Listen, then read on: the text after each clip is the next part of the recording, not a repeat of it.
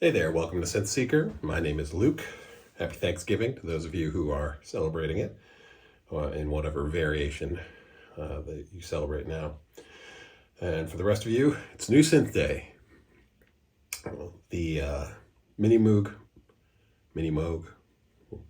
Model D arrived yesterday from my friends at Sweetwater. And I got lucky. Serial number is a single digit. I won't say which one though. And I just wanted to make a quick video. What we're going to cover in this video is I'm going to play some sounds on this Model D. There's lots of videos that have Model D sounds out there. I'm going to play one in particular that I have enjoyed making. Made it yesterday, played it, lost myself for about an hour, just making noise. Going to play that for you. I'm going to talk about some of the things I like about it, some of the things that are still, it's got a couple bugs. Maybe potential bugs. It's got some things that are behaving the way not the way I wish they would be. So I'm just going to cover those. We'll jump into it. But first, listen to this.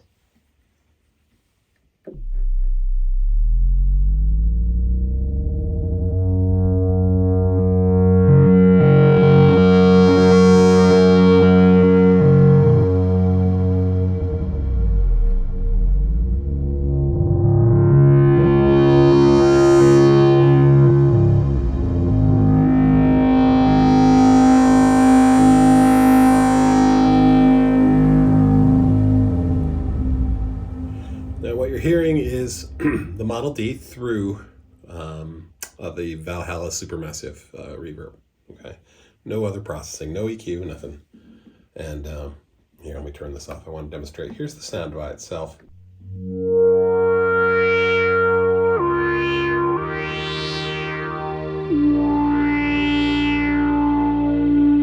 Now, one of the things I like about this is there's this whole trick where you run the headphone out into the audio external input, and then you use that to overload the filter in the mixer. That's normalized now. And in fact, I've heard when I was waiting for this to arrive, I saw a couple videos where people were saying, oh yeah, you just run the headphone out into the audio external input and then you can overdrive it. It's actually normalized. You don't have to do that anymore. If you don't have anything coming into external input, this knob, external input, is already normalized to the main output. And so you'll see this overload light up.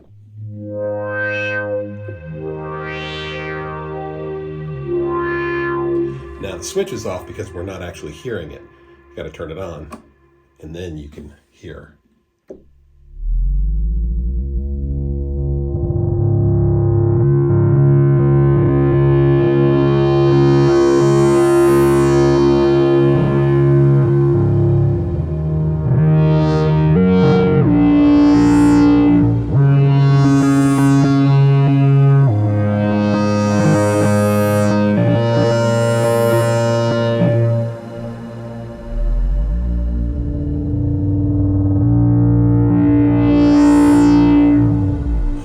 Interesting thing in the manual about the overload.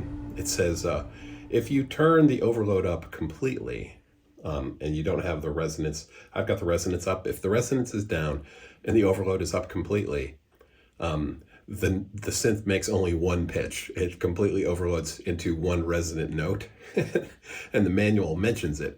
It says, don't worry, your synth is not broken when it's doing that. Just turn some of the boost down or turn the resonance up. But it also clearly states, it says, this does not harm the circuitry in any way, overloading it that way. So I like that. Anyway, let's hear a little bit more. I love that.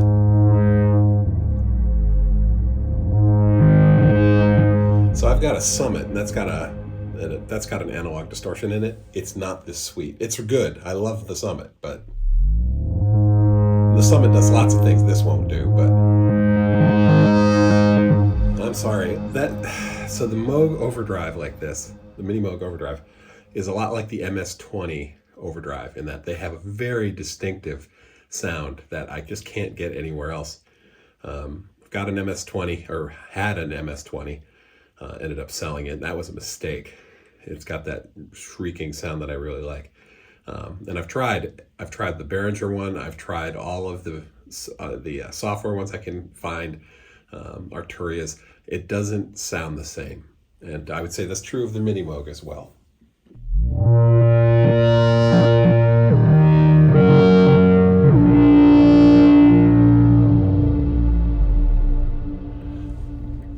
Now, I bought it.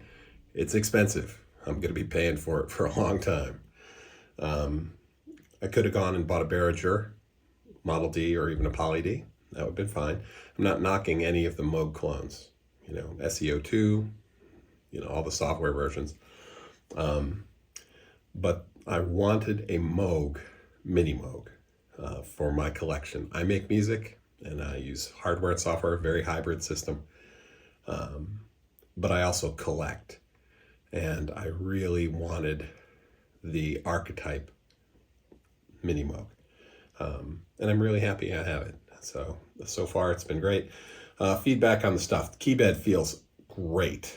I've played a couple original Minimoogs, a couple Model Ds, and time 50 years old, right? 40 years old if they bought them, towards the end of the run.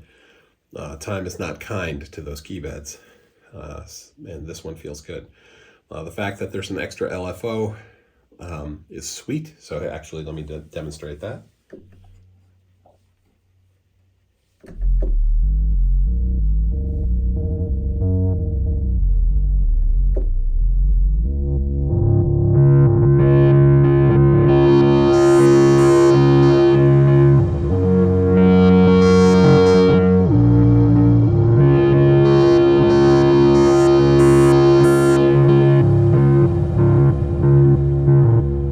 That square wave LFO combined with the boost is just rhythmically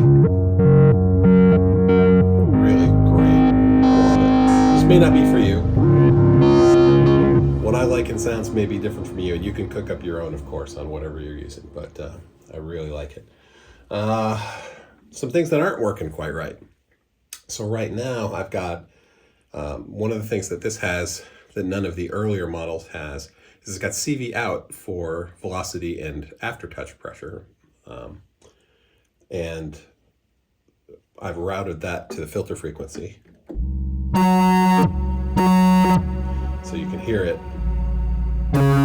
When that aftertouch engages, I think they're going to have to do an update of some kind. I don't know how they're going to do that. MIDI SysX. I have no idea. There's no USB on the back of this thing, so it's not like a firmware update.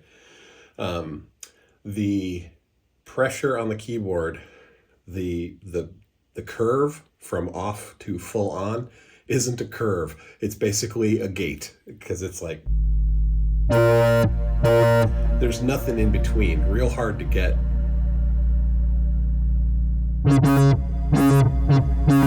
That's me barely pressing it, trying to just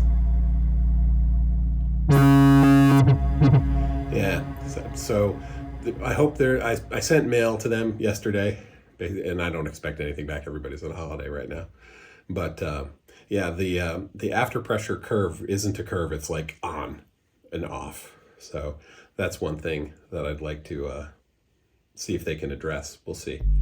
But I didn't buy a Minimoog because I wanted to use its aftertouch, so I'm not that concerned about it. But it would be nice. Yeah. The other thing is the aftertouch doesn't transmit across MIDI out. I was just testing that. In the manual, it could be a misprint in the manual because the manual says hold down this chord combination when you turn on the power. That's how you set its internal settings. You press a set of keys. In the manual it says, play C major to do, and then turn while the power's off, and then turn it on, and that'll change the internal settings.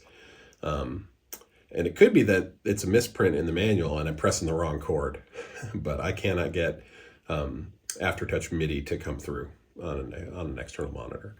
So anyway, that's the two things that I'm not, that I would say is a problem based on what's in the manual and the specs.